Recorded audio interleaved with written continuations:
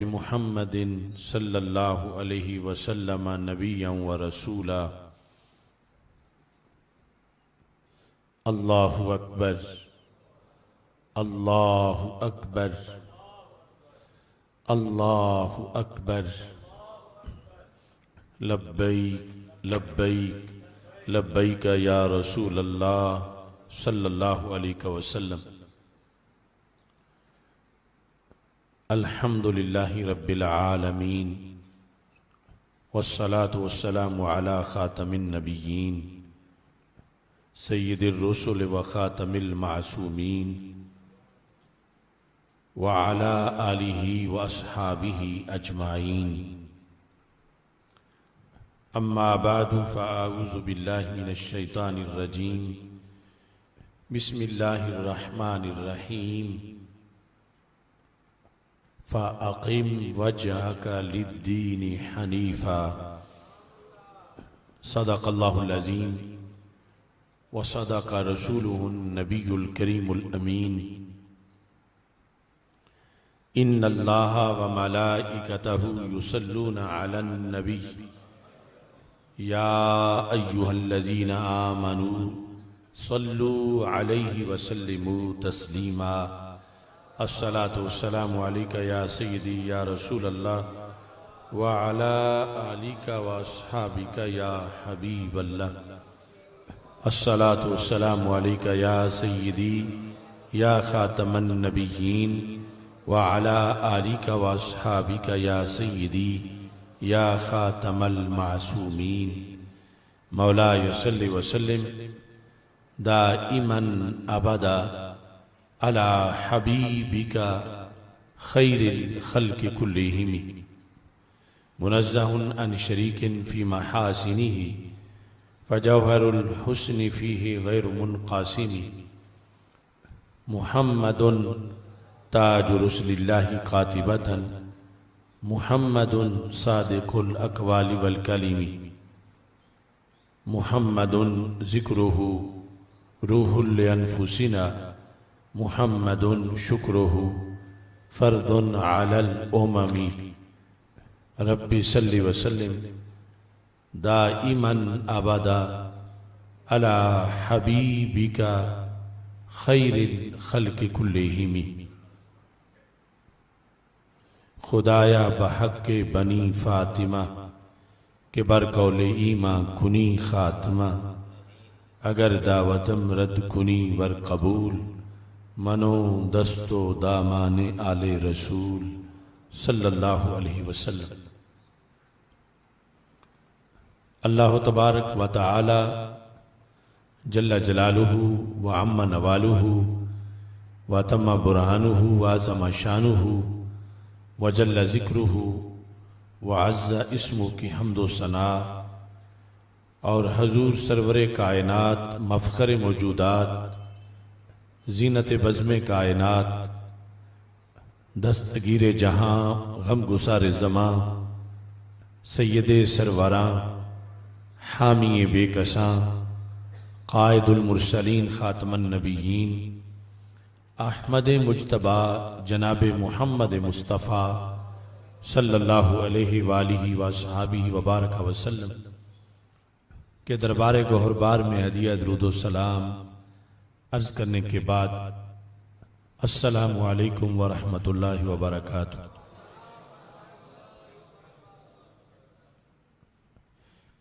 رب ذوالجلال کے فضل اور توفیق سے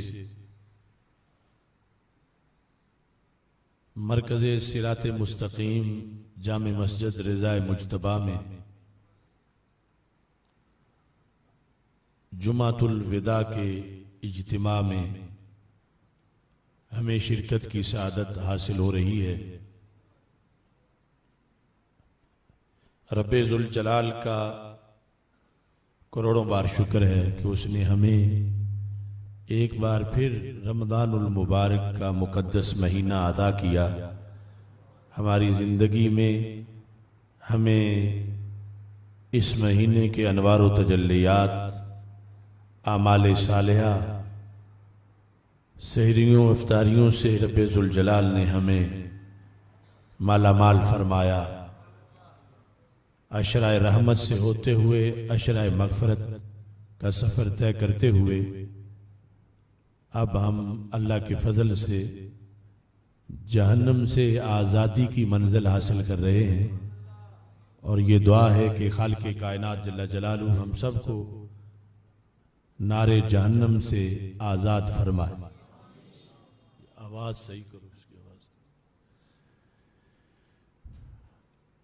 رب ذوالجلال نے یہ بھی بڑا کرم فرمایا کہ رمضان المبارک میں فہم دین کورس کا سلسلہ بڑی آب و تاب سے جاری رہا۔ 29واں سالانہ فہم دین کورس، اس کا مرکزی پروگرام، اس کے موضوعات کو اب تک لاکھوں لوگ سن چکے ہیں، اور اس کو مزید آگے پھیلانے کی ضرورت ہے۔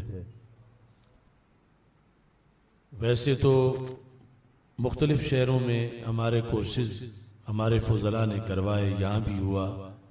اس مرکزی کورس کے اندر نہایت ہی اہم موضوعات جن کی ہر لحاظ سے بڑی ضرورت ہے انہیں شامل کیا گیا، اور اس بنیاد پر آج یہ آخری موضوع فہم دین کانفرنس میں خصوصیات اسلام کے لحاظ سے بیان کیا جا رہا ہے۔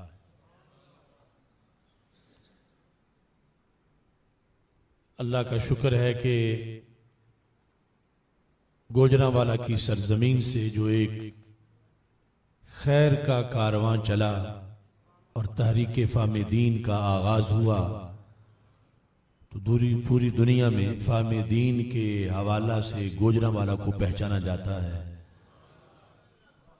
اور پھر اس پر پوری دنیا میں فہم دین کورسز آگے چلے، اور پھر کتابی شکل میں یہ تقریباً 30 جلدوں سے زائد جلدوں پر مشتمل ہمارا یہ انسائکلوپیڈیا ہے فہم دین کا، جس کی 14 جلدیں چھپ چکی ہیں اور باقی چھپ رہی ہیں۔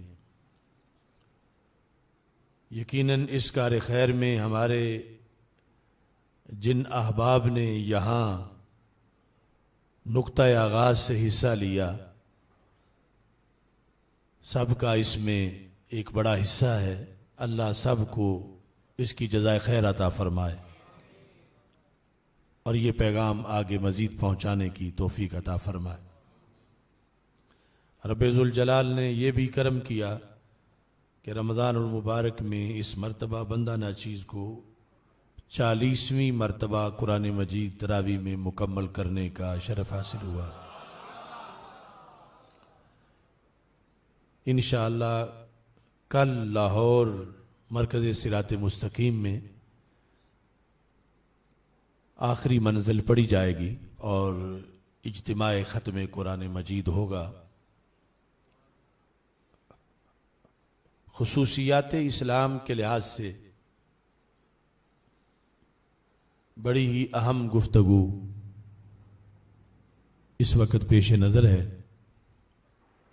اللہ کا کروڑوں بار شکر ہے کہ ہم سارے دین برحق دین اسلام پر ہیں، اور دعا ہے کہ آخری گھڑی تک ہم اسی دین پہ پکے رہیں۔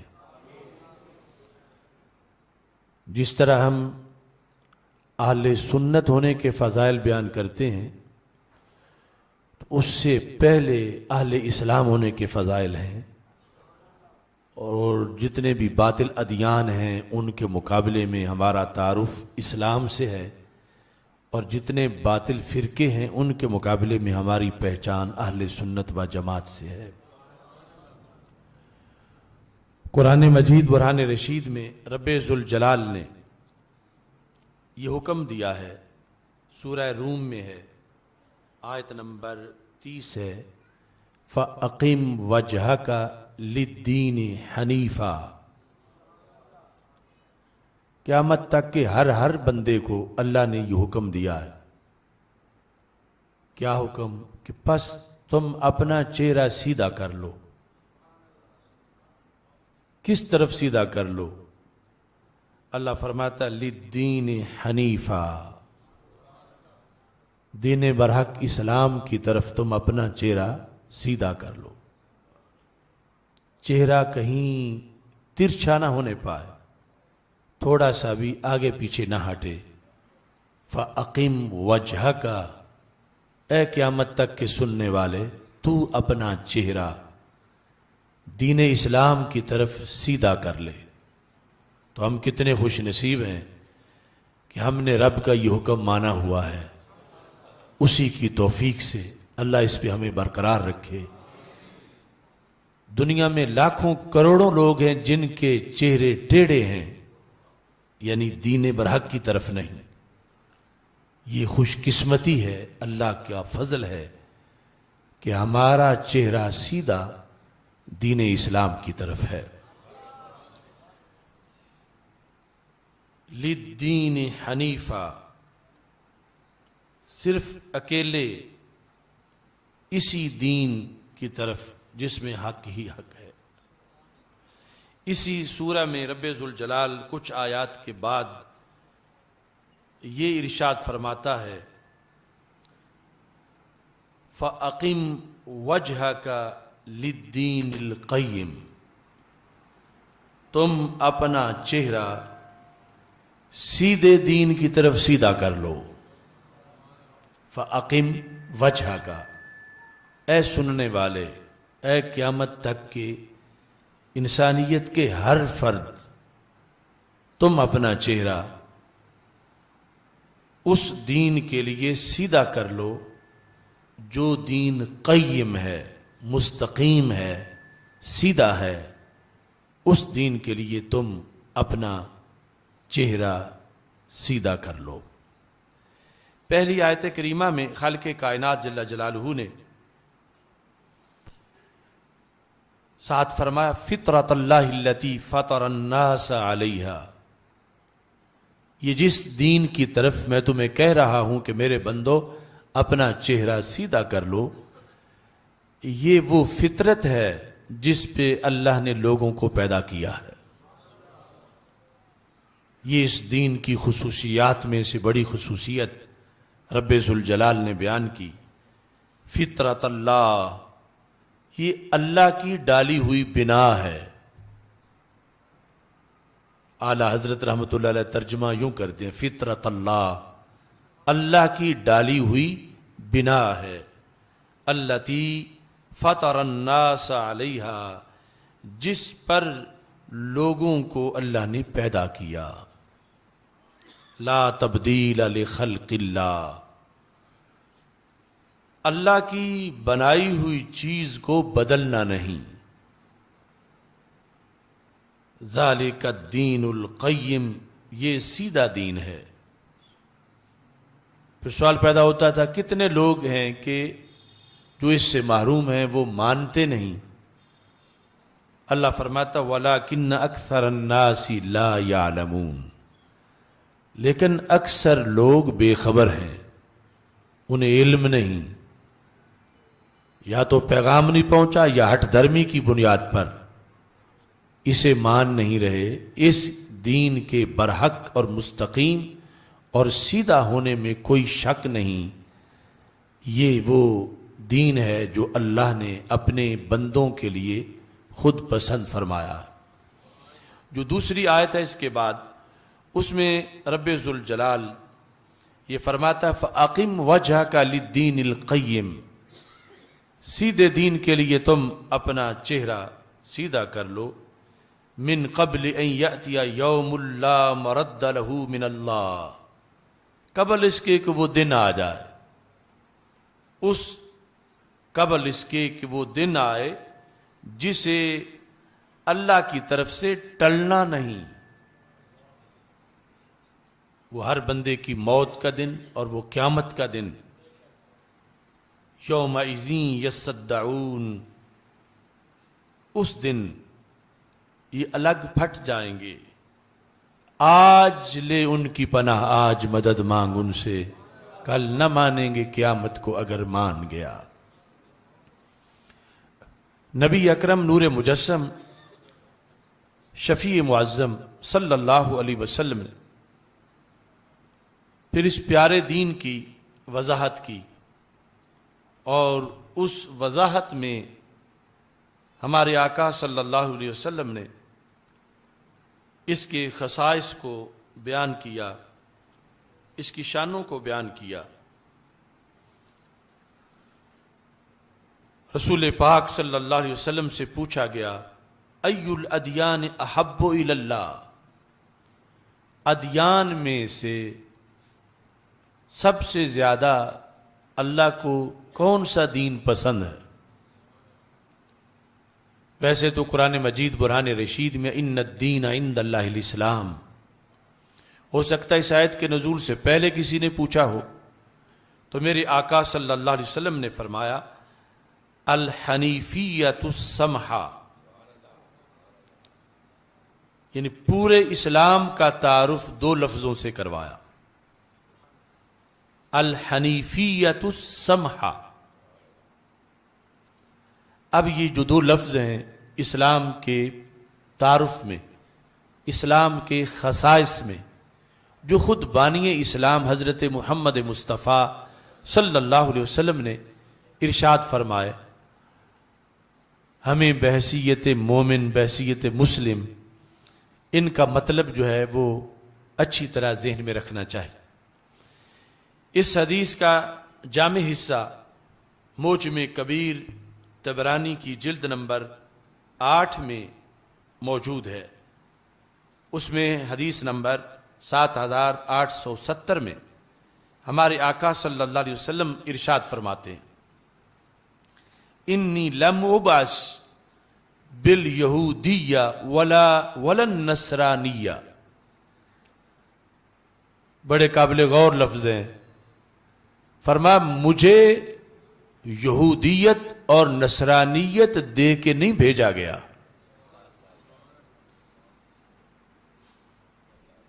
الاشیاء تعرف باضدادها، اسلام کی پہچان میں، خصائص میں اور تعارف میں یہ ضروری سمجھا ہمارے آقا صلی اللہ علیہ وسلم نے کہ یہودیت اور نصرانیت کی نفی کی جائے، تاکہ کوئی اسے میرے دین سے اٹیچ نہ کرے۔ آپ دیکھ رہے تھے، چونکہ آپ تاجدار ختم نبوت صلی اللہ علیہ وسلم ہیں، کہ ایسے فتنے بھی مستقبل میں آئیں گے، جس طرح کہ ہمارے دور میں کچھ لوگوں نے بلیور کہہ کر یہود و نصارہ کو بھی اہل ایمان کے ساتھ اٹیچ کیا۔ تو رسول پاک صلی اللہ علیہ وسلم نے خود فرما دیا، انی لم ابعث بالیہودیہ ولا النصرانیہ، مجھے یہودیت اور نصرانیت دے کے نہیں بھیجا گیا، ولیکن بعثت بالحنیفۃ السمحہ، مجھے رب ذوالجلال نے بالحنیفیۃ السمحہ ایسا دین دے کے بھیجا ہے جو حنیفیہ اور سمحہ کی شان رکھنے والا ہے۔ یعنی یہ دو لفظ یہاں بھی ہمارے آقا صلی اللہ علیہ وسلم نے پوری وضاحت کے ساتھ ذکر کی۔ ایسے ہی مسند امام احمد کے اندر رسول اکرم نور مجسم شفیع معظم صلی اللہ علیہ وسلم کا یہ فرمان جلد نمبر 7 میں موجود ہے، حدیث نمبر 22,647 میں رسول پاک صلی اللہ علیہ وسلم کا یہ فرمان اس طرح ہے، فرما انی لم ابعث بالیہودیۃ ولا النصرانیہ ولکن بعثت بالحنیفیۃ السمحہ۔ ایک ہے حنفیت، وہ تو فقہ کے اندر ایک پورا سمجھیں سکول آف تھاٹ ہے، اور فقہ حنفی ہے، اور فقہ اسلامی کا ایک ترہ امتیاز ہے جو حضرت امام اعظم ابو حنیفہ رحمۃ اللہ علیہ نے اس کی تدوین کی، اور اس کی بنیاد پہ ہم حنفی کہلاتے ہیں۔ یہ لفظ اس سے مقدم ہے اور اس سے بھی معظم ہے، اور یہ ہے حنیفیہ۔ حنیفیہ رسول پاک صلی اللہ علیہ وسلم نے ارشاد فرمایا مجھے میرے رب نے حنیفیہ، اگر وقف نہیں کریں گے حنیفیت، مجھے حنیفیت اور سمحا دین کے ساتھ رب ذوالجلال نے بھیجا ہے۔ ان الفاظ میں جو پہلا لفظ ہے حنیفیہ، اس کا مطلب ہے ما کان علی وفق سنہ۔ حنیفیہ اس دین کو کہتے ہیں جو کہ سنت کے مطابق ہو۔ یہ لفظ حنیفیہ کی ڈیفینیشن ہے، اور یہاں سنت سے مراد سنت اللہ ہے، یعنی الطریقۃ المسلوکۃ فی الدین۔ سنت سے مراد صرف وہ چیز نہیں جو فرضوں کے مقابلے میں سنت ہوتی ہے کہ یہ فرض ہے اور یہ سنت ہے۔ یہاں جو لفظ سنت ہے وہ اس راستے کو کہتے ہیں جو راستہ رب نے اپنے بندوں کے لیے زندگی گزارنے کا پسند فرمایا ہے، جس میں فرض بھی ہیں، واجبات بھی ہیں، سنتیں بھی ہیں، مستحبات بھی ہیں، جس میں حرام سے اجتناب بھی ہے، مکروہ تحریمی، مکروہ تنزیہی، خلاف اولا سے اجتناب بھی ہے۔ وہ جامع طریقہ جس کو پھر آگے اللہ کی سنت ہونے کے ساتھ ساتھ سرور کونین حضرت محمد مصطفیٰ صلی اللہ علیہ وسلم کی سنت ہونے کا بھی شرف حاصل ہے، اور جس سے پوری شریعت اور پورے دین کو تعبیر کیا جاتا ہے۔ سمحا، اس کا مطلب رسول پاک صلی اللہ علیہ وسلم نے جو یہ لفظ ارشاد فرمایا، سمحا کا معنی ہے سہلا، آسان، پورا دین۔ اس دین اسلام کا تعارف ہی یہ ہے کہ یہ آسان دین ہے۔ یہ کسی کی غلط فہمی ہے کہ وہ اسے سخت سمجھے۔ پہلے ادیان کے مقابلے میں اس دین کے احکام، اس کی حدود، اس کے اندر جو عبادات ہیں، اس کا جو نظام ہے، پہلی امتوں کے لحاظ سے، پہلے دینوں کے لحاظ سے اس میں سہولت ہی سہولت ہے، اور اس میں آسانی ہی آسانی ہے۔ یہ تو علیحدہ بات ہے کہ جب کوئی سہل پسند ہو جائے تو اسے آسان کام بھی مشکل لگتا ہے۔ تو ہم اس سہل پسندی کی بنیاد پر کوئی کہہ دیتا ہے کہ اس دین میں تو یہ بڑی مشکل ہے، یہ بڑی مشکل ہے، یہ بڑی مشکل ہے۔ رسول پاک صلی اللہ علیہ وسلم فرماتے ہیں پہلے ادیان کے مقابلے میں دیکھو رب نے تمہیں سہولتیں کتنی عطا فرمائی ہیں اور تمہیں آسانیاں کتنی دی ہیں۔ جب جسم پہ پلیدی لگنے پر جسم کو داغنا پڑے، جب کپڑے پہ لگے تو کپڑے کو کاٹنا پڑے، جب پانی نہ ملے تو تیمم کی سہولت میسر نہ ہو، جب مسجد نہ ہو تو اگرچہ 10,000 کلومیٹر چلنا پڑے سجدہ نہ کر سکیں، جب کھانے کے بعد جو بچا ہو سب اللہ کے راستے میں دینا فرض ہو، جب قربانی کریں تو گوشت خود نہ کھا سکیں، آگ آئے اور جلا کے راکھ کرے، اس جیسی سینکڑوں چیزیں اور وہ مشکلات جو پہلے موجود تھیں، سرکار فرماتے ہیں رب نے تو تجھے آسان سا دین عطا فرمایا ہے۔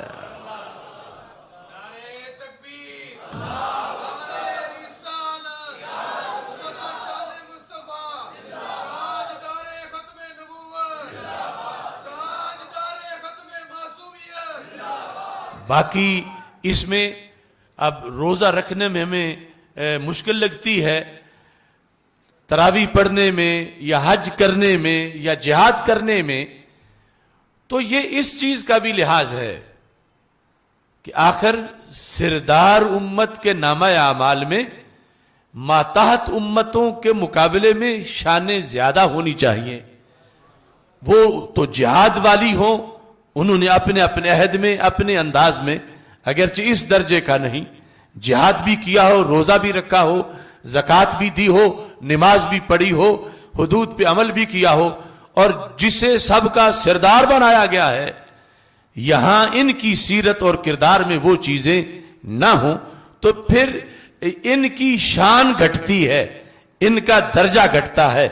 اللہ نے یہ چیزیں رکھ کر پھر فرشتوں کو گواہ بنایا کہ وہ پہلی امتوں کے مقابلے میں یہ گواہی دیں کہ رب نے بلا وجہ ان کو سردار نہیں بنایا, یہ کام ہی سرداروں والے کرتے رہے ہیں. تو اس بیس پر بھی احکام پھر دیے گئے, اور پھر ان کی حکمتیں ہیں. اب اگر حدود نہ ہوں تو پھر انسان واشی بن جاتا ہے, اور انسان واشی بنا وہ بڑا خطرناک ہوتا ہے.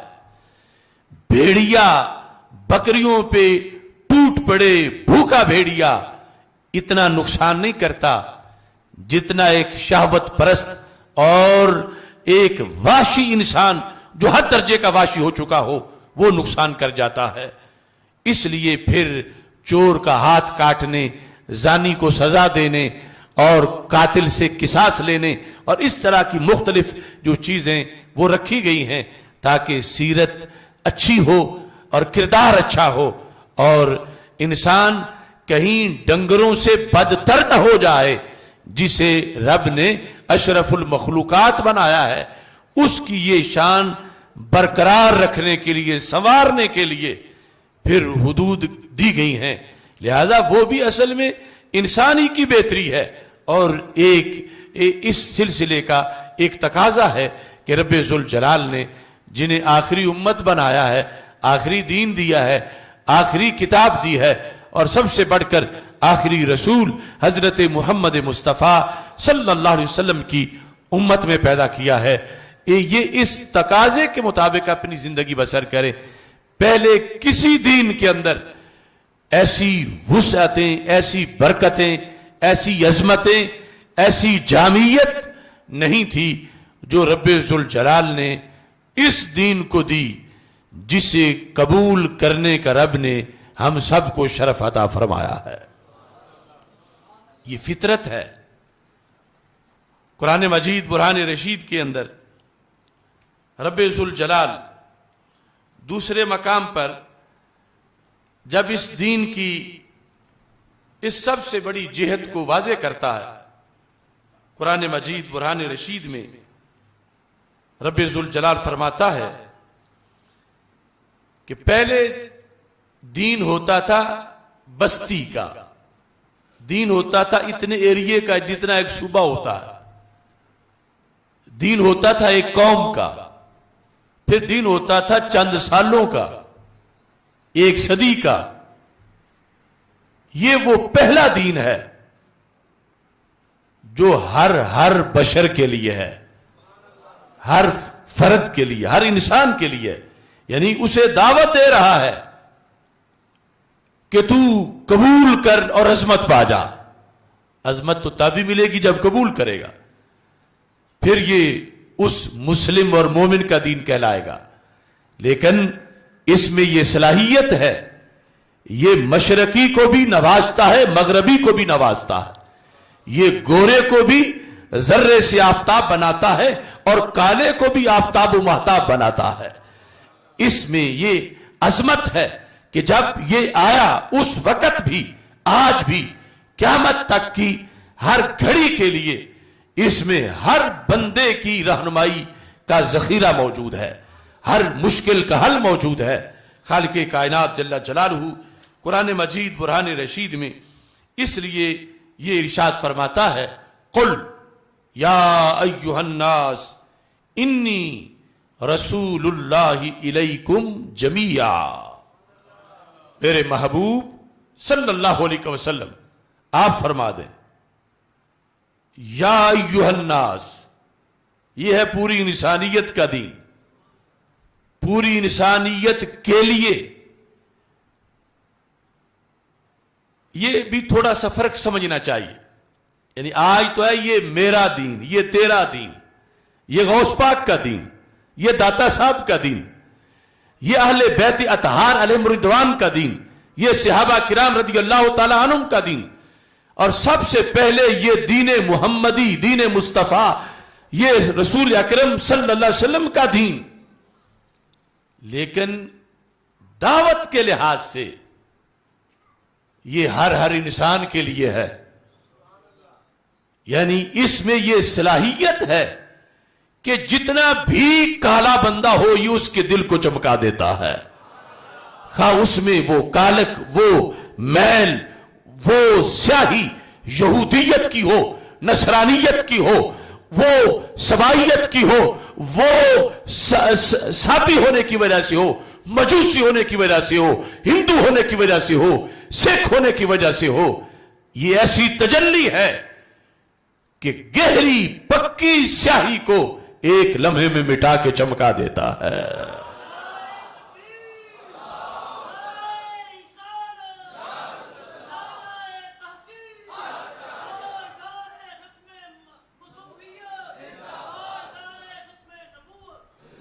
کیونکہ ہر مسئلے میں بڑے فتنے ہیں. ایک فتنہ ہے وحدت ادیان کا. اب وہ بھی بات کرتے ہیں کہ دین ایک ہے، لیکن وہ اسلام کے مقابلے میں یہودیت کو مستقل قرار دے کر برحق بناتے ہیں، نصرانیت کو مستقل کہ وہ اپنی جگہ ٹھیک، ہندو اپنی جگہ ٹھیک معاذ اللہ، سکھ اپنی جگہ ٹھیک، اور یہ کہنا کفر ہی کفر ہے. چونکہ ان الدین عند اللہ الاسلام، دین برحق صرف اسلام، صرف اسلام. تو یہ جو انسانیت کے لیے ہے، انسانیت کا دین ہے، اس کا مطلب یہ ہے کہ ہر انسان کو یہ نواز دینے والا ہے. اگر وہ چاہے گا وہ آئے گا، یہ نوازے گا، اس کا کفر مٹائے گا. کیسا ہی کافر کیوں نہ ہو، اس کا کفر مٹانے کی طاقت اس میں موجود ہے. لہذا یہ صرف چند لوگوں کے لیے، مخصوص لوگوں کے لیے نہیں. اللہ فرماتا ھدی للناس، قرآن ہر انسان کے لیے ہدایت ہے. مگر جب ذکر کرنا ہو کچھ لوگوں کے اعزاز کا، تو پھر جنہوں نے اس کی قدر نہیں کی ان کا ذکر نہیں کیا جاتا، پھر کہا جاتا ھدی للمتقین. دعوت یہ ساری انسانیت کو دیکھ رہا ہے، لیکن جب قبول کرنے والوں کی شان بیان کرنی ہو تو پھر ہے یہ مسلم کا دین، یہ مومن کا دین، یہ امت مسلمہ کا دین. اور یہ جامعیت جو ہے اس کو بیان کرنے کا اللہ نے حکم دیا. میرے محبوب فرما دو یا ایھا الناس، جتنے لوگوں نے بھی اسلام قبول نہیں کیا ان سب کو، اور جنہوں نے قبول کیا ان کو مزید ترقی دینے کے لیے، انی رسول اللہ الیکم جمیعا.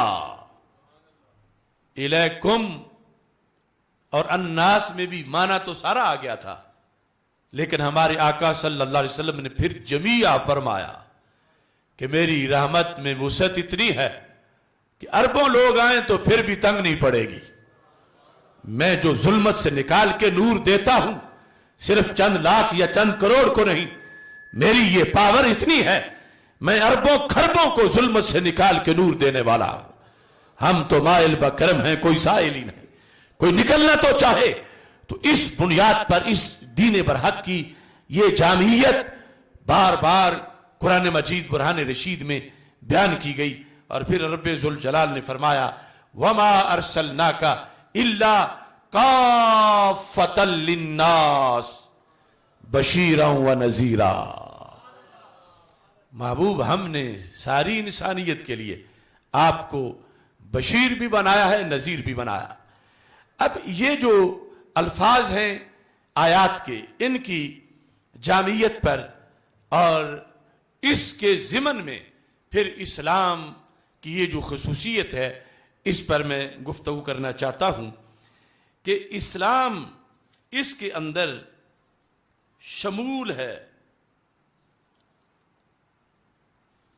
یہ شامل ہے، اس انداز میں شمول ہے.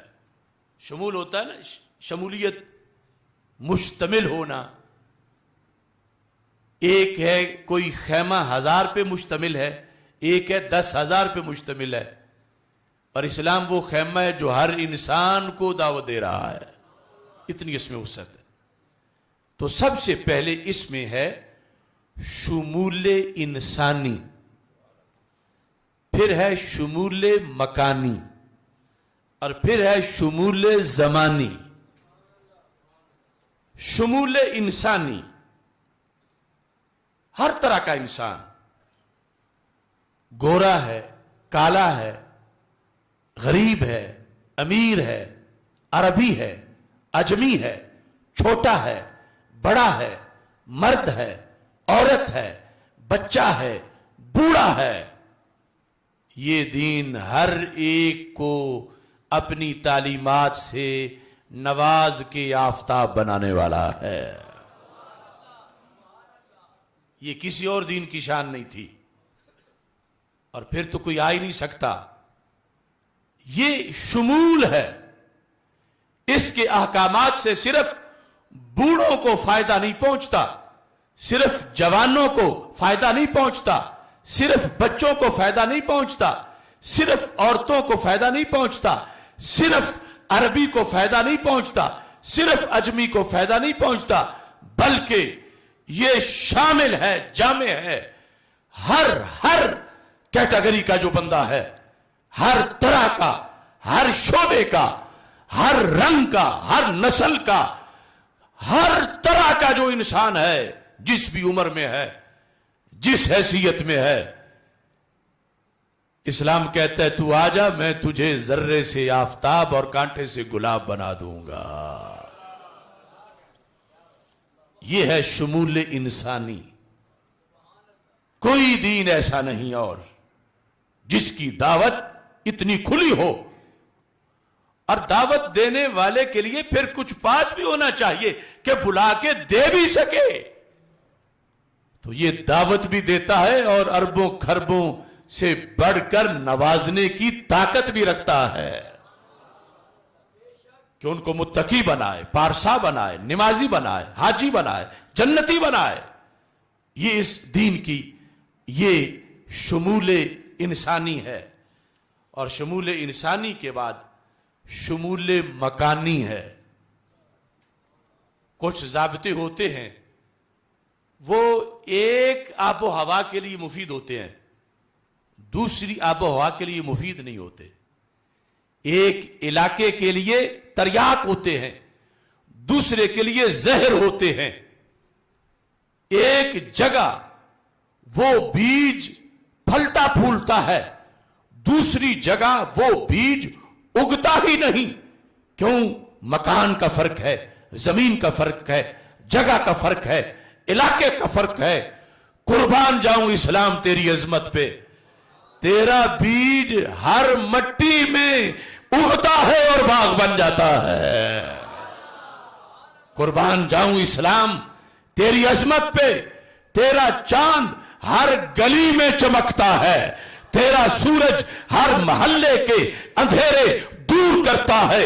تو عرب میں بھی، تو عجم میں بھی، تو شرق میں بھی، تو غرب میں بھی، تو شمال میں بھی، تو جنوب میں بھی، تو بنجر زمینوں پر، تو صحراؤں، تو دریاؤں، تو پہاڑوں، کائنات کے اندر زمین پر کوئی ایک چپا بھی ایسا نہیں کہ جہاں تیرا ابر کرم نہ برستا ہو۔ تو ہر جگہ اپنا ابر کرم برسانے والا ہے۔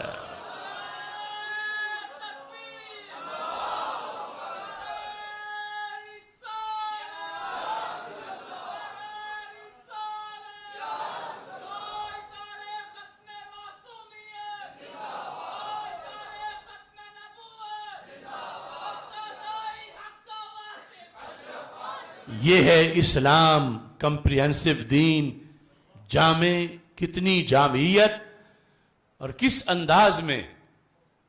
اور یہ ساری جہتیں، ان میں پھر پلٹ پلٹ کے دیکھنا پڑے گا اس ہستی کو کہ جو یہ دین لے کے آئے صلی اللہ علیہ وسلم۔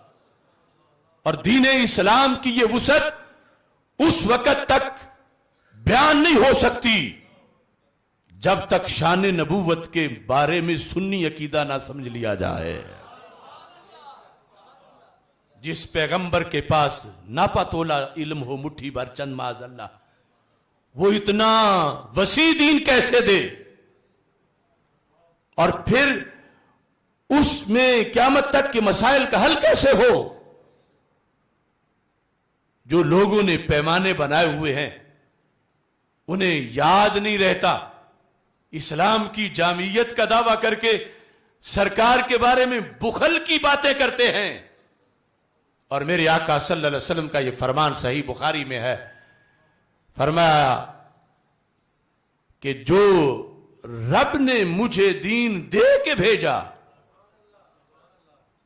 اس دین کی مثال کیا ہے؟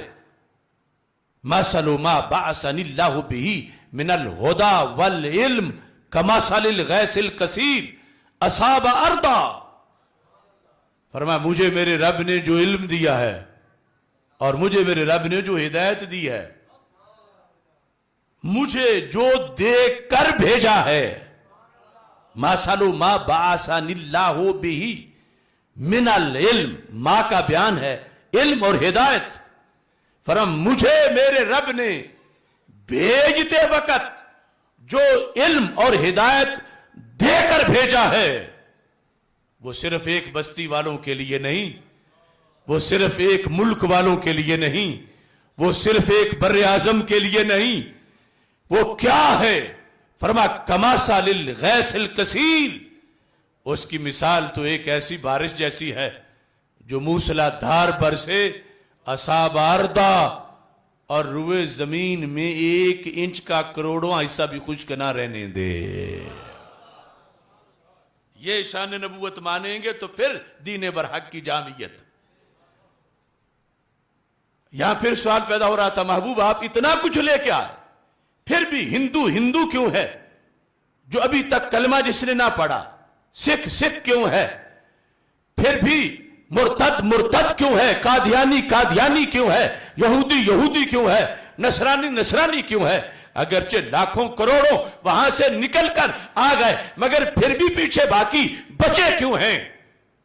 تو میری آقا صلی اللہ علیہ وسلم نے فرمایا میں نے تو نوازنے میں کمی نہیں چھوڑی۔ یہ تم بارش کی مثال سے سمجھ لیتے ہو کہ ایک میرا زمین پہ بارش ہوتی ہے، ایک چٹیل زمین پہ ہوتی ہے، اور ایک سیم زدہ زمین پہ بارش ہوتی ہے۔ فرمایا بارش نے تو ٹیڑھی تقسیم نہیں کی، بارش تو ہر جگہ برسی۔ اگر شور اور سیم زمین کے پلے کچھ نہیں، نہ گلشن، نہ گل، نہ پھل، نہ سبزہ زار، نہ فروٹ، نہ سبزیاں، نہ ترکاری، نہ ہریالی، نہ رونق، تو پھر فرمایا قصور بارش کا تو نہیں، اس کے اپنے جلے ہوئے مقدر کا قصور ہے۔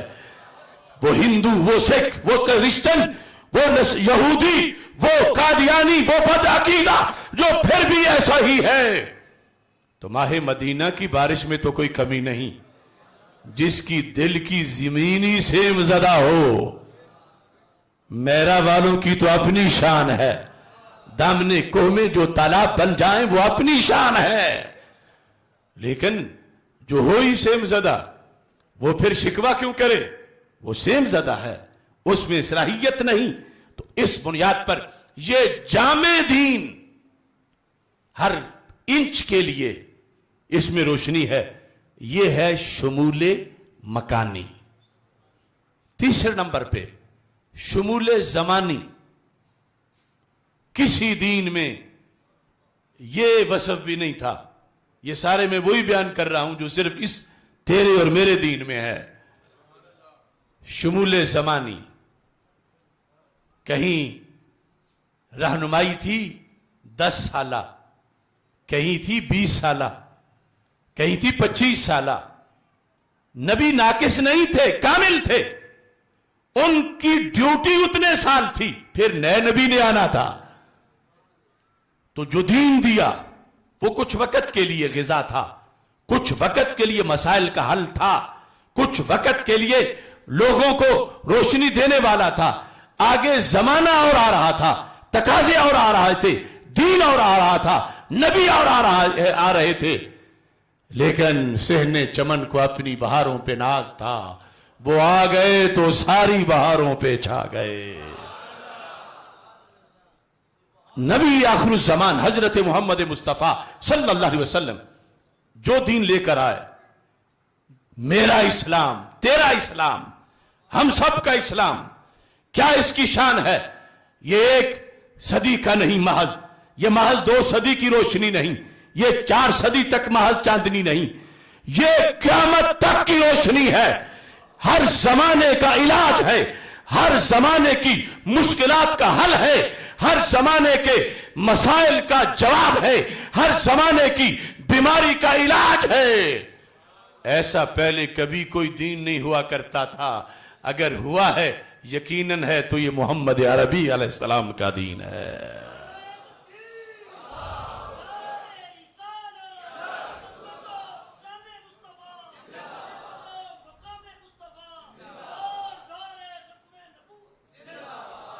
لہذا یہ وجہ ہے کہ اس کے ہوتے ہوئے یہودیت کا چراغ نہیں جل سکتا، اس کے ہوتے ہوئے نصرانیت کی گنجائش نہیں، اس کے ہوتے ہوئے ہندوؤں، سکھوں، مجوسیوں، پارسیوں اور گھڑے ہوئے باطل ادیان کی کوئی حیثیت نہیں، کیونکہ اس نے روشنی دینے میں کوئی کسر نہیں چھوڑی، بلکہ جو پہلے روشنی کہلاتے تھے اس کے آنے سے ان کا ٹائم ختم ہو گیا، اور یہ جو گھڑے ہوئے ہیں یہ تو ویسے ہی اندھیرا ہیں جو لوگوں نے گھڑے ہیں۔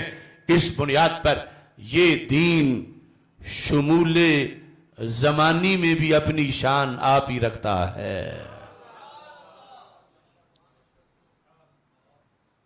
پوچھو آج اسلام کی شان یہ کون بیان کرتا ہے؟ یہ کہاں سے ملتی ہے؟ یہ کس مسلک میں ہے؟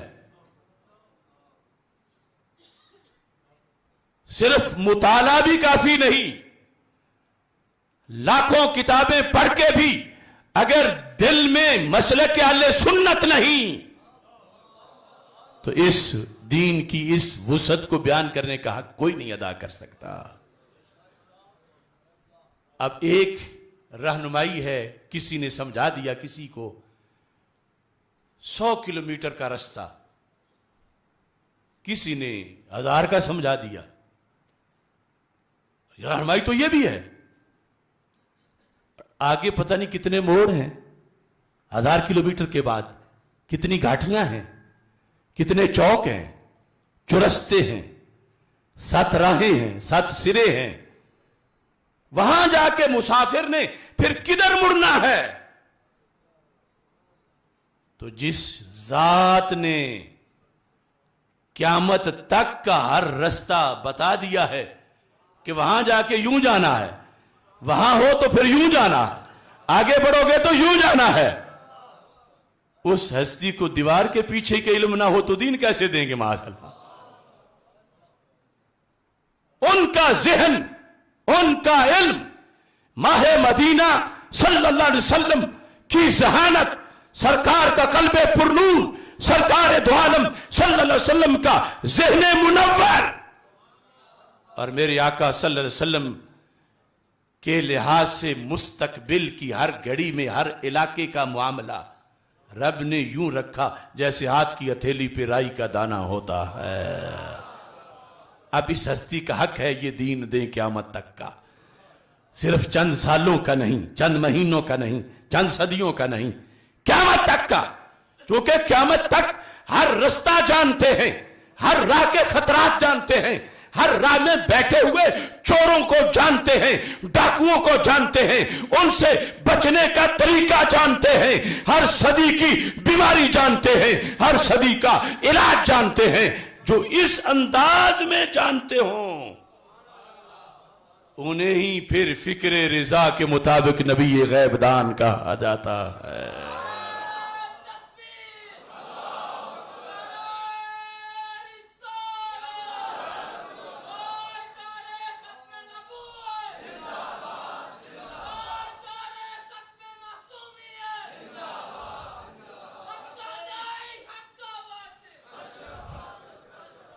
یہ دین، اس کی خصوصیات تو قیامت تک بیان کرتے رہیں ختم نہیں ہوں گی۔ اس کی ایک جہت کو اگر دیکھتے جائیں کتنے اجالے ہیں اور پھر ہر گھڑی شکر لازم ہے کہ رب نے ہمیں تو مفت میں دے دیا ہے. کچھ لوگوں کو ان پر یہ فضل ہوتا ہے مگر بڑی جد و جہد کے بعد، خاک چھاننے کے بعد، سفر کرنے کے بعد، جلا وطنی کے بعد، سزائیں جھیلنے کے بعد، مختلف قسم کی صعوبتوں عقوبتوں سے گزرنے کے بعد پھر کلمہ اسلام جا کہیں ملتا ہے. میں اور تو پیدا ہی مسلم کے گھر میں ہوئے. ہم نے تو ایک منٹ بھی ایسی کوئی صعوبت برداشت نہیں کی دین ڈھونڈنے میں. ہم پہ تو زیادہ شکر لازم ہے. پھر زیادہ آگے نکلنا دین کی راہوں میں ضروری ہے. ہمیں تو بہت سا سفر کیا ہوا مل گیا. ولیوں نے اس سرزمین کو آباد کیا. ہمارے آباء و اجداد نے کلمہ پڑھا. ہم نے مسلم کی گود میں آنکھ کھولی. ہم تو بہت زیادہ اس سلسلے میں ہمیں ترقی کرنی چاہیے.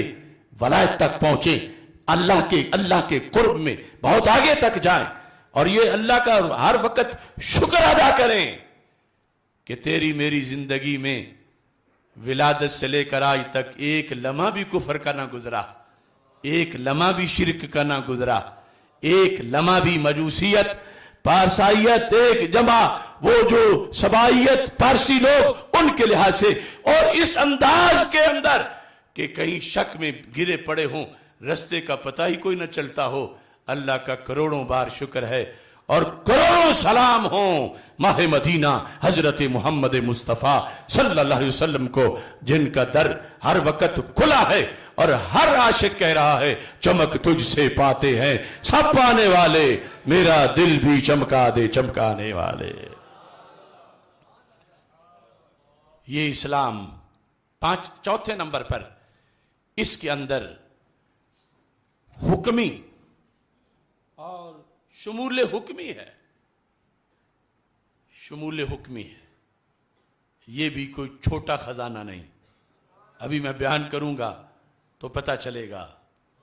یہ بھی شان اسی کی ہے، تیرے میرے اسلام کی. آپ نے کبھی سوچا کہ ہمارے پاس ایک چیز ہے جس کو جیورسپریڈنس کہتے ہیں، فقہ اسلامی، کہ قرآن و سنت کو سامنے رکھ کر مسائل حل کرنا. آیت اتری تھی ایک مسئلے پر، اس سے آگے سینکڑوں حل کر لینا. یہ جو شمول حکمی ہے یہ بھی اس دین کا حصہ ہے. پوچھو یہودیوں سے تمہاری فقہ کہاں ہے؟ کتاب تو تمہیں بھی دی گئی. پوچھو نصارہ سے تمہاری فقہ کہاں ہے؟ بڑے بنے پھرتے ہیں، تھنک ٹینک لیے پھرتے ہیں. فقہ کہاں آتی؟ جہاں سے فقہ آنی تھی وہ آیتیں ہی بیچ ڈالیں، لفظ ہی بیچ دیے، تحریف کر دی، بگاڑ آیا. اور ادھر شمول حکمی ہے. جتنے مسائل کا حل آیت میں براہ راست آ گیا وہ تو آ گیا، جتنے مسائل کا حل حدیث میں آ گیا وہ تو آ گیا. اس کے آگے میرے آقا صلی اللہ علیہ وسلم نے امت کو اجتہاد کی دولت عطا فرما دی. ایک مسئلہ بھی جب رستہ بند ہو جائے اور نہ ملے تو کتنی مشکل ہوتی ہے. یہ شمول حکمی ہے. اسلام میں رستہ بند ہوتا ہی نہیں. یہ وہ چیز ہے جو حضرت معاذ بن جبل رضی اللہ تعالی عنہ کو یمن بھیجا تھا میرے آقا صلی اللہ علیہ وسلم نے، اور فرمایا تھا بما تقضی یا معاذ، معاذ یہ تو بتاؤ، وہاں جانا ہے تو میں نے شریعت بیان کرنے کے لیے، لوگوں کو دین سکھانے کے لیے اور فیصلے کرنے کے لیے، تو پھر بتاؤ کیا طریقہ کار ہوگا تمہارا فیصلہ کرنے کا؟ تو کہ اقضی بکتاب اللہ، اللہ کے قرآن سے فیصلہ کروں گا. تو سرکار دو عالم صلی اللہ علیہ وسلم نے فرمایا ان لم تجد فی کتاب اللہ، اگر تم نہ پاؤ تو پھر کیا کرو گے؟ ایک ہے ہونا، ایک ہے پانا. اور پھر یہ بھی تھا کہ ابھی تو سارا اترا بھی نہیں، ابھی تمہارے بعد بھی اترے گا. لیکن جب کیسے کرو گے تو کہا قرآن سے کروں گا. فرمایا قرآن میں نہ پاؤ تو پھر کیا کرو گے؟ کہا اقضی بسنت رسولہ صلی اللہ علیہ وسلم. میں سنت آپ کے پاس جو اتنی دیر رہا ہوں آپ سے پڑھا ہے, آپ کی سنت میرے سامنے ہے. جب رستہ کہیں بند ہوا یمن والوں کا میں کھولوں گا. کیسے؟ سنت سے, سنت کو پڑھ کر. سرکار نے فرمایا ان لم تجد فی سنت رسول اللہ, اگر سنت رسول علیہ السلام میں بھی تجھے نہ ملا, کیونکہ تجھے ساری سنت تو آتی نہیں, صاحب سنت تو میں ہوں, تیرے بعد بھی ابھی ہزاروں لاکھوں حدیثیں ہوں گی, پھر کیا کرو گے؟ اگر رستہ بند ہوا پھر کیا کرو گے؟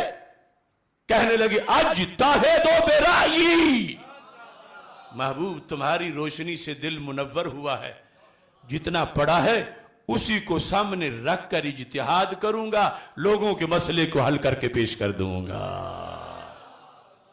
یہ پہلے نہیں تھا, یہ پہلی امتوں میں نہیں تھا, یہ ہے شمول حکمی.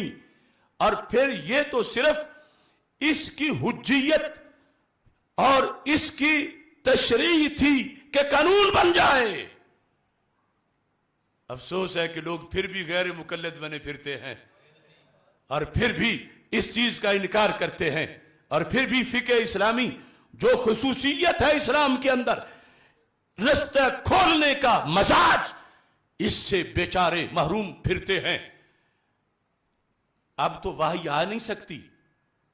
کب سے؟ جب سرکار دنیا سے تشریف لے گئے صلی اللہ علیہ وسلم.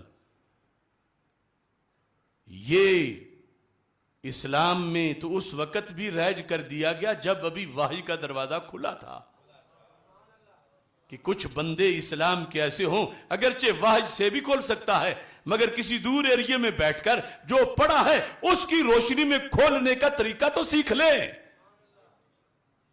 تاکہ کل قیامت کو جب کوئی طریقے رستے بند کھولتے ہوئے اکیلے امام اعظم ابو حنیفہ 3 لاکھ مسائل قرآن و سنت سے حل کر کے لوگوں کو دیں, تو جب کوئی بکواس کرے کہ یہ تو گھڑ رہے ہیں, اسے بتایا جائے گھڑ نہیں رہے, قرآن و سنت سے پڑھ رہے ہیں اور وہاں سے اخذ کر رہے ہیں. یہ تو سرکار نے خود رائج کیا جب ابھی وحی نازل ہو رہی تھی, صاحب سنت خود موجود تھے. اس وقت تو یمن سے رابطہ مدینہ منورہ کر کے بھی مسئلہ حل کیا جا سکتا تھا, مگر سرکار نے وہاں بٹھا کے ایک کو کروایا کہ جب حصی رابطہ مجھ سے نہیں ہو سکے گا, میں دنیا سے جا چکا ہوں گا, میرا دین پھر بھی مسئلے حل کرتا نظر آ رہا ہوگا.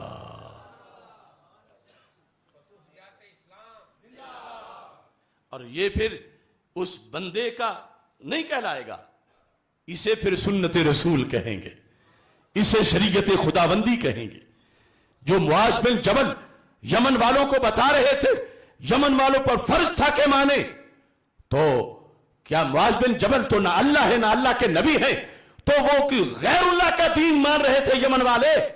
نہیں, وہ غیر اللہ کا دین نہیں تھا, وہ اللہ اور اللہ کے نبی کا دین تھا, جو اجتہاد سے اخذ کر رہے تھے حضرت معاذ بن جبل, کیونکہ سرکار دو عالم صلی اللہ علیہ وسلم نے مہر لگا دی, الحمدللہ الذی وفق رسول اللہ بما یرضی بھی رسول اللہ صلی اللہ علیہ وسلم. فرمایا میرے پڑھے ہوئے شاگرد نے کمال کر دیا ہے, میرے سوال کا جواب دینے میں کمال کر دیا ہے. رب تیری ساری تعریفیں کہ تو نے میرے شاگرد کو, میرے صحابی کو, میرے بھیجے ہوئے قاضی کو, میرے بنائے ہوئے گورنر کو وہ جملہ اپنی زبان سے کہنے کی توفیق دے دی جسے سن کے اللہ کا رسول خوش ہو گیا ہے. یہ شمول حکمی ہے دین اسلام کا. پھر اس کے اندر اخلاق اور ان کی تجلیات, تصوف, ان کی حکمتیں, اور یہاں بھی چونکہ وقت مختصر ہے صرف ایک حدیث کے ذریعے اس پورے مضمون کو بیان کرنا چاہتا ہوں کہ ہمارے آقا صلی اللہ علیہ وسلم نے کس انداز میں اس دین اسلام کی اس جامعیت کو بیان کیا.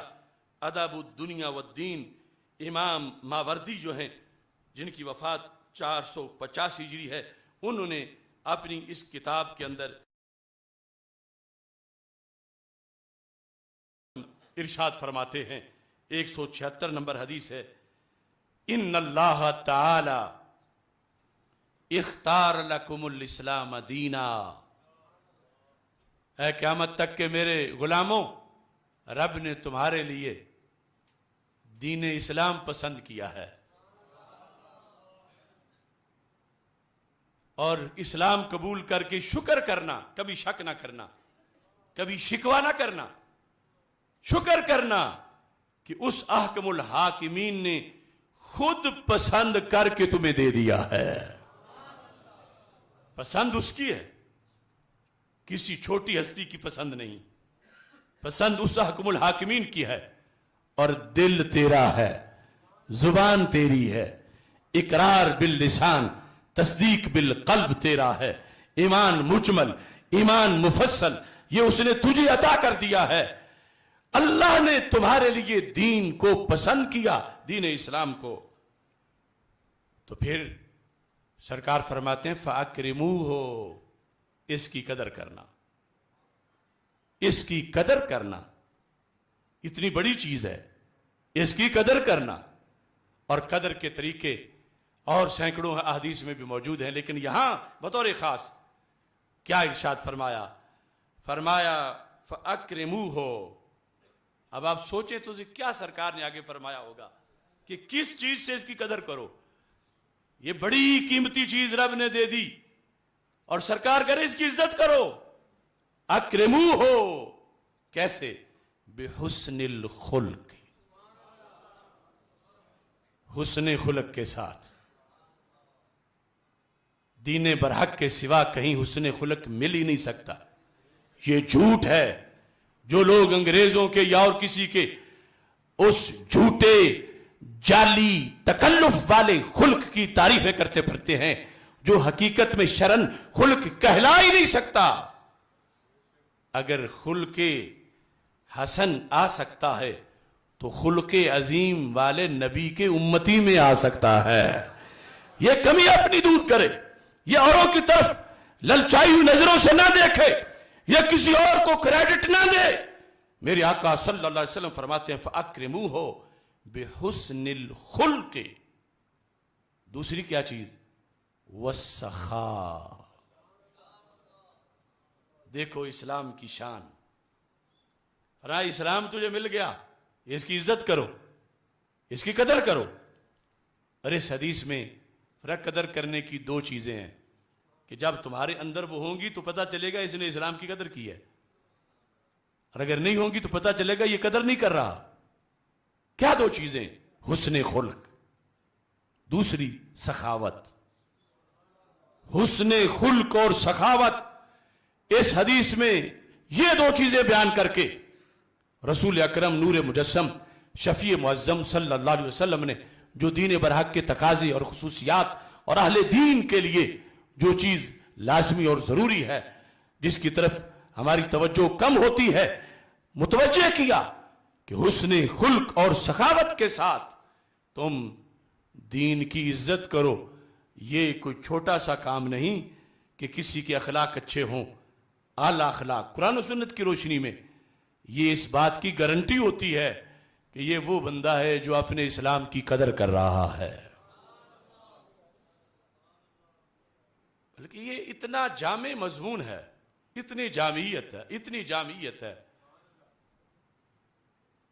اسلام میں غازی ہو، مجاہد ہو، حاجی ہو، نمازی ہو، حافظ ہو، قاری ہو، مفکر ہو، محدث ہو، غوث ہو، ولی ہو، یہ تو نوازے ہوئے لوگ ہیں ہی۔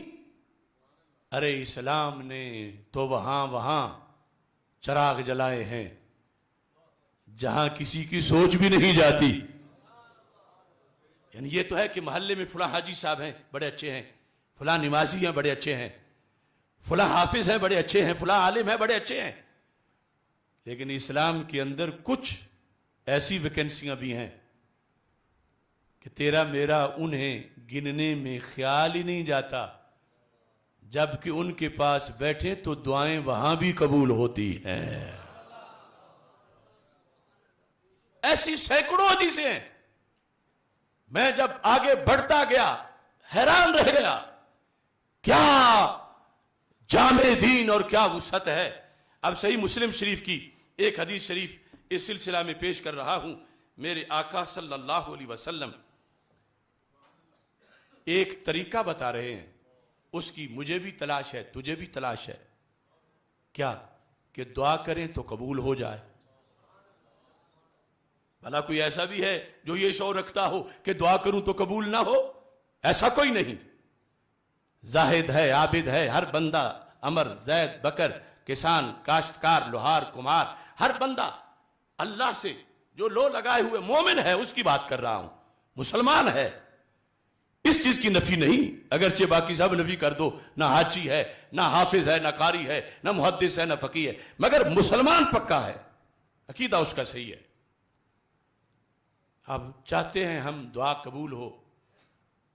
دعا حرم میں قبول ہوتی ہے، دعا مسجد نبوی شریف میں قبول ہوتی ہے، دعا لیلۃ القدر میں قبول ہوتی ہے، دعا جمعے کی گھڑی میں قبول ہوتی ہے. حافظ کریں، ولی کریں، عالم کریں، پیر کریں، اساتذہ کریں، یہ بڑے بڑے دینی منصب والے کریں، دعا قبول ہوتی ہے. مگر اے اسلام تیرے قربان، تو نے کہاں کہاں قبولیت کے جھنڈے لگا دیے ہیں. یہ پڑے ہوئے، یہ بڑے لوگ، یہ عظیم لوگ، یہ ڈھونڈنے مشکل بھی ہو جاتے ہیں، لیکن ہر جگہ مل جائیں، ہر وقت مل جائیں، مشکل بھی نہ ہو، دعا بھی قبول ہو جائے. اس کا یہ مطلب نہیں کہ وہ ان ہستیوں کو ڈھونڈا نہ جائے، وہ تو پھر علیحدہ انوار و تجلیات ہیں مزید. لیکن قبولیت دعا کے مراکز تیرے محلے میں کہاں کہاں ہیں؟ یہ صحیح مسلم کی حدیث. اپنے دین اسلام کی اس عظمت کو بھی سمجھو. سرکار فرماتے ہیں اذا حضرتم المریض، جب تم کسی مریض کے پاس چلے جاؤ.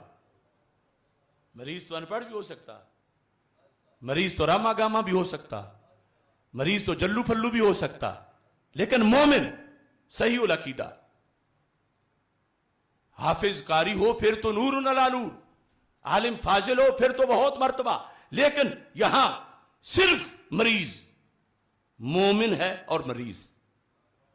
سوچو جس دین میں مریض کے وارے نیارے ہوں، صحت مند کا مقام کیا ہوگا؟ اس دین کے صحت مندوں کی شان. اذا حضرتم المریض، جب تم مریض کے پاس چلے جاؤ تو سرکار فرماتے ہیں، ایک لفظ بھی چھوڑ رہا ہوں پھر وہ پڑھوں گا، فقولوا خیرا، وہاں زبان سنبھال کے رکھو. کیا کرو؟ خیر بولو، خیر بولو، شر نہ بولو، خیر بولو، نقصان کی بات نہ کرو، خیر بولو. اس کے لحاظ سے بھی کہ تو ٹھیک ہے، بالکل ٹھیک ہونے والا ہے، ٹھیک ہو جائے گا.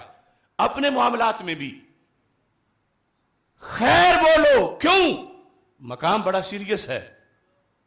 تمہاری زبان سے نکلنا ہے، ادھر قبول ہونا ہے. کیوں؟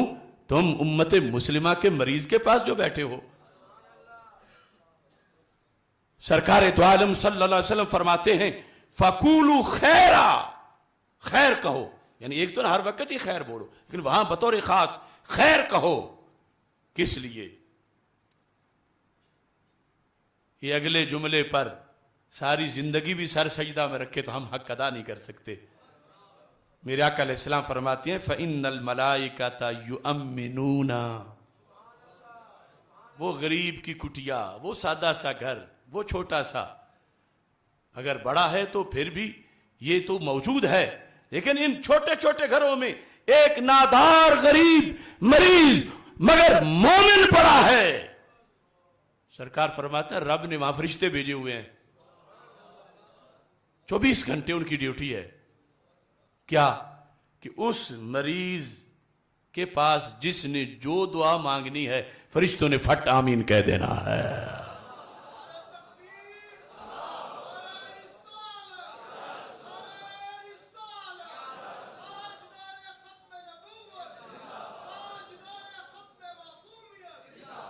میں کہتا ہوں کتنے احمق ہیں وہ لوگ جو اسلام سے محروم ہیں اور کلمہ نہیں پڑھ رہے.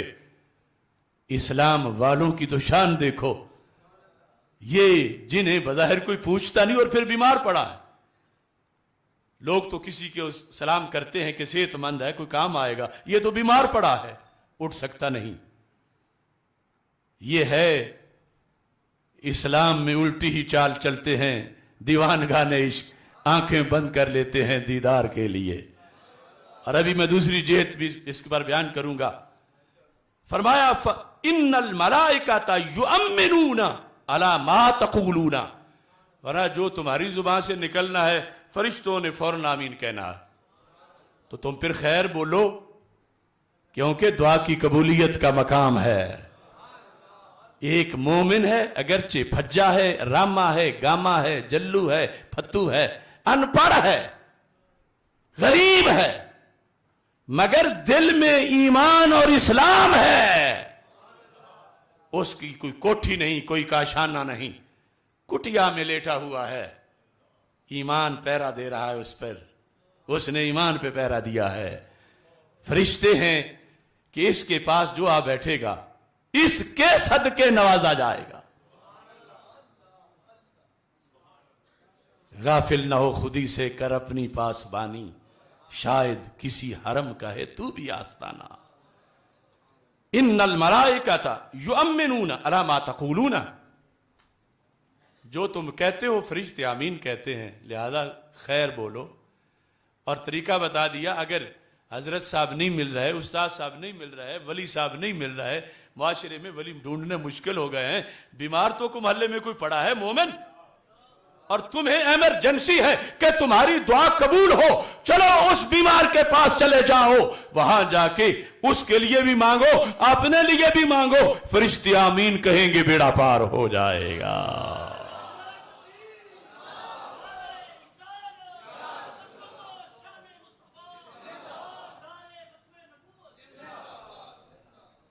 اور ہر بات میں ہزاروں مسائل ہیں. ہمارے معاشرے میں وہابی کہتے ہیں یہ تم ولیوں کے پاس جاتی ہو جو قبروں میں ہیں، زندہ تھے تو چلو وہ اور بات تھی، دعا کرا لی، جب روح نکل گئی تو پھر یہ تو خود محتاج ہیں، تمہیں ان سے کیا ملے گا. میں ان پگلوں کو کہتا ہوں مریض تو خود بیچارہ محتاج ہے. وہ بھی مریض ہے نا جو ہاتھ ہی نہیں اٹھا سکتا، وہ بھی تو مریض ہے نا جو زبان ہی ہلا سکتا، وہ بھی مریض ہے جو آنکھ ہی نہیں کھول سکتا، اور ہے وہ کہ اس کے پاس دعائیں قبول ہو رہی ہیں. میں وہابیت سے کہتا ہوں تم نے ٹھیکے دعاؤں کی قبولیت کے کہاں سے سیکھے؟ سچا اسلام سمجھو بے وقوف ہو. جہاں ایمان ہو اس سینے کی قدر ہے، اگرچہ جلو پھتو کا ہی کیوں نہ ہو، غوث کتب کا ہو تو پھر تو بہت بڑے بارے نیارے ہیں. کہتے ہیں خود محتاج ہیں، تمہیں کیا دیں گے؟ نہیں، یہ تو خود مریض ہے، اٹھ سکتا نہیں، تو تمہارے دین کے مطابق کیا دے گا؟ سرکار فرماتے ہیں وہاں بیٹھ کے مانگو گے بگڑی بن جائے گی. اور پھر اس سے اگلی بات بھی، چلو یہ تو مریض ہے، جان ابھی ہے، میں پوری وہابیت کو دعوت دے رہا، گالی نہیں، یہ حدیث کے پھولوں کی ڈالی پیش کر رہا ہوں، اور وہ بھی اسلام کی شکل میں. یہ حدیث نمبر کتاب الجنائز میں حدیث نمبر 919 ہے، جو ایک لفظ میں نے پہلے چھوڑا، اب وہ بھی ساتھ پڑھتا ہوں. سرکار فرماتے ہیں اذا حضرتم المریض او المیت، میت کا ترجمہ تو آتا ہی ہے نا، جیسے مریض کا آتا ہے، حضرتم کا بھی آتا ہے حاضر ہونا. اذا حضرتم، حکم صرف اہل مدینہ کے لیے نہیں تھا، حکم پوری امت کے لیے تھا، حکم صرف اس صدی کے لیے نہیں تھا، حکم قیامت تک کے لیے تھا. میرے آقا علیہ السلام فرماتے ہیں اذا حضرتم المریض او المیت، او کا معنی ہوتا ہے یا، ترجمہ خود کر لو، جب تم حاضر ہو جاؤ، چلے جاؤ مریض کے پاس یا میت کے پاس. اگر دنیا میں ابن عبد الوہاب آج زندہ ہوتا، میں پوچھتا ابن تیمیہ آج زندہ نظر آتا، میں اس کو جھنجھوڑتا. اسماعیل دہلوی مجھے کسی گلی میں مل جاتا، میں اس سے پوچھتا کہاں کا تم دین گھڑتے پھرتے ہو؟ جن کا دین ہے وہ فرما رہے ہیں جب تم میت کے پاس چلے جاؤ. جو چارپائی میں ہے وہ بھی میت ہے، جو قبر میں ہے وہ بھی میت ہے، مزار میں ہے. اگرچہ روحانی زندگیاں پر یہ میت تو ضرور کہنے پہ تلے ہوئے ہیں، اور سرکار نے لفظ میت بول کے ہی ارشاد فرما دیا اذا حضرتم المریض او المیت. یاد کر لو، اذا حضرتم المریض او المیت فقولوا خیرا. اب تصور کرو ایک بوسیدہ سی جھونپڑی میں ایک مومن فوت ہوا، اس کا جسد پاک پڑا ہے. سرکار فرماتے ہیں اللہ نے فرشتے بھیجے ہوئے ہیں، بت نہیں اے احمقو، جس نے مومن کو بت کہنے والوں اور کھڑی اور لیٹی مورتی کو ولیوں سے ملانے والوں کلمہ پڑھو. یہاں لیٹا ہے ایک جسم، جان نہیں اس میں، مگر ایمان اس میں کئی سال رہا ہے. آخری گھڑی ایمان تھا، اگرچہ 5 منٹ پہلے آیا ہو. اس کی شان کیا ہے؟ سرکار فرماتے ہیں یہ دعاؤں کی قبولیت کا مقام ہے. وہ ولی غوث جہاں لیٹے ہوں، جہاں داتا پاک لیٹے ہوں، وہاں جہاں غریب نواز لیٹے ہوں، جہاں مجدد الفسانی لیٹے ہوں، جہاں امام احمد رضا بریلوی لیٹے ہوں، جہاں امام فضلہ خیر آبادی لیٹے ہوں، اور جہاں شیر ربانی لیٹے ہوں، جہاں محدث اعظم لیٹے ہوں، جہاں حافظ الحدیث لیٹے ہوں، جہاں سید نور الحسن کیلانی لیٹے ہوں، وہ ولی تو ولی. یہاں تو جو مومن اب میت ہے، شریعت کہتی ہے اسے ڈیگریڈ نہ کرو، اسے بت سے نہ ملاؤ، اسے مورتی نہ کہو. کیوں؟ جہاں بت ہو کئی میلوں تک لعنتیں برستی ہیں، اور یہ جہاں بے جان پڑا ہے وہاں رحمتیں برستی ہیں. یہ صحیح مسلم ہے، صحیح مسلم حدیث شریف. دنیا کا کوئی مائی کا لال البانی زدہ اسے ضعیف نہیں کر سکتا. پھر چھوڑو وہابیت کو، آج لے ان کی پناہ، آج مدد مانگ ان سے، کل نہ مانیں گے قیامت کو اگر مان گیا.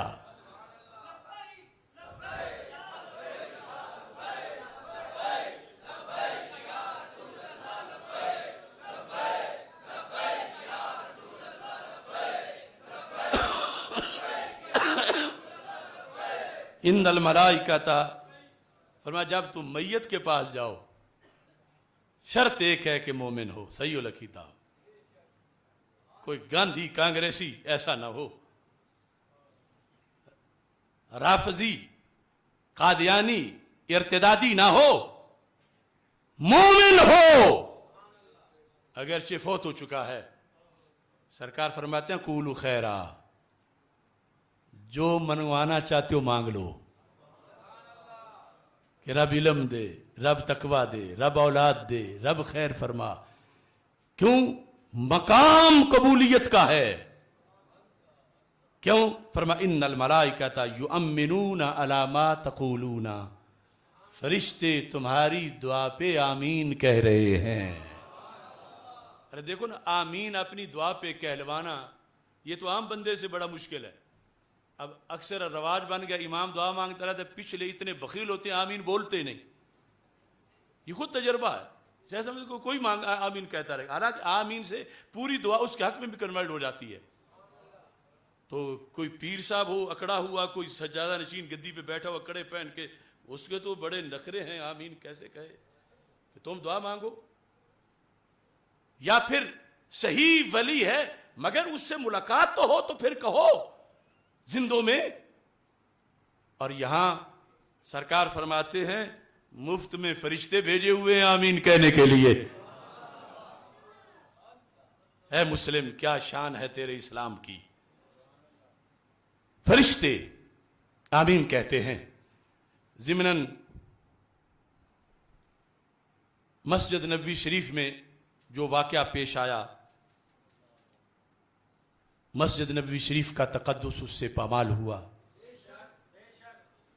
ہم یہ سمجھتے ہیں کہ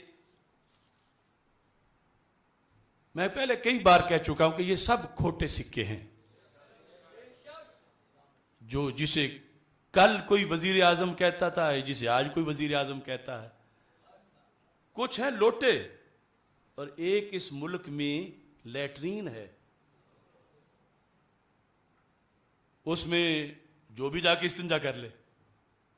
اس نے وزیر اعظم صاحب کہنا ہے، آپ سمجھ ہی گئے ہوں گے اس ڈھول کو. اب بات جو اصل میں کرنا چاہتا ہوں، نواز شریف ہو یا عمران خان یا شہباز یا زرداری، یہ سب چور ڈاکو لوٹے چکے لٹیرے دین دشمن. زرداری نے غازی ممتاز حسین قادری شہید رحمت اللہ علیہ پہ FIR کٹوائی، نواز شریف نے پھندے پہ چڑھایا، عمران خان نے مبینہ ملعونہ کو بگایا. سب جوتے تو معمولی چیز ہے کہ یہ جوتوں کے مستحق ہیں، اس سے بڑی چیز. مگر مسجد نبوی شریف میں ادب گاہے زیر آسماں از عرش نازک تر، نفس گم کردہ می آئے جنید و با یزیدی جا. وہاں احتجاجی نعرے لگانا جو عمران خان کے حامیوں نے لگائے، یہ بہت بڑی جسارت ہے. سعودی حکومت کو بھی چاہیے کہ ان لوگوں کو دیکھ کر ان کے خلاف کارروائی کی جائے. ارے یہ حدیث میں اس پر بھی پیش کرنا چاہتا ہوں، یہ بخاری شریف ہے. بخاری شریف کے اندر کتاب الصلاۃ ہے، صفحہ 126 ہے اور حدیث نمبر 470 ہے. حدیث شریف کیا ہے؟ حضرت صاحب بن یزید کہتے ہیں کنت قائما فی المسجد، مسجد سے مراد ہے مسجد نبوی شریف. کہتے ہیں میں مسجد نبوی شریف میں کھڑا تھا، فحاسبنی رجل، تو مجھے ایک شخص نے اپنی طرف متوجہ کیا. اب ادب دیکھو، ایک تھا نا اس کا نام لے کے کہتے اے صاحب یا صاحب تعال، یا کہتے شش. اس بندے نے کیسے؟ پر اس نے چھوٹی سی کنکری میری طرف پھینکی جس کی آواز نہیں تھی، معمولی سی، جتنا مثلا چنے کا دانہ ہوتا ہے، کہ میں دیکھوں یہ کہاں سے یہ کنکری چھوٹی سی آئی. حضرت صاحب بن یزید کہتے ہیں جب میں نے دیکھا فنظرت اذن عمر بن الخطاب رضی اللہ تعالیٰ، میں نے دیکھا تو وہ تو عمر بن خطاب رضی اللہ تعالیٰ عنہ تھے، جو مجھے بلانا چاہتے تھے کسی کام کے لیے، مگر نام نے کہ آواز نہیں دی، نہ عشی کہا ہے، اس طرح کر کچھ بولا نہیں. کہتے ہیں میں ان کے پاس جب پہنچا تو انہوں نے کہا کہ اذهب فاتنی بہذین، یہ دو بندے ہیں مسجد نبوی شریف میں، ان کو میرے پاس لاؤ، یہ یہاں خلاف ورزی کر رہے ہیں مسجد کی. اذهب فاتنی بہذین، یعنی یہ جہاں سائٹ پہ کھڑے ہو کر یہ لفظ ان کو آہستہ سمجھا رہے تھے کہ جاؤ اور ان دونوں کو لے کے آؤ. کہتے ہیں فجئتہ بہما، میں یہ وقت وہ ہے جب حضرت عمر رضی اللہ تعالیٰ عنہ امیر المومنین تھے. کہتے ہیں میں ان دونوں کو لے کے آ گیا. جرم ان کا کیا تھا؟ کیا کیا تھا انہوں نے؟ یہ بے وقوف تو اتنی بلند آواز سے سیاسی احتجاجی اپنی نعرہ بازی کر رہے تھے، وہاں کیا ہوا تھا؟ کہتے ہیں جب وہ قریب آئے تو بندے اجنبی تھے، یعنی اگر مدینہ منورہ کے ہوتے تو امیر المومنین جانتے ہوتے، ساری عمر وہیں رہے ہیں اسلام لانے کے بعد، ہجرت کے بعد۔ آپ نے فرمایا من انتما، تم کون ہو؟ یعنی ظاہر ہے کہ تھے مسلم، نمازی، مسجد میں اچھی نیت سے آئے ہوئے، کوئی دہشت گردی کے لیے، تقدس پامال کرنے کے لیے نہیں آئے ہوئے تھے، اور پھر ظاہر ہے کہ کوئی تابعین ہوں گے۔ من انتما، تم کون ہو؟ اب سوال کا مطلب تھا کہاں سے آئے ہو،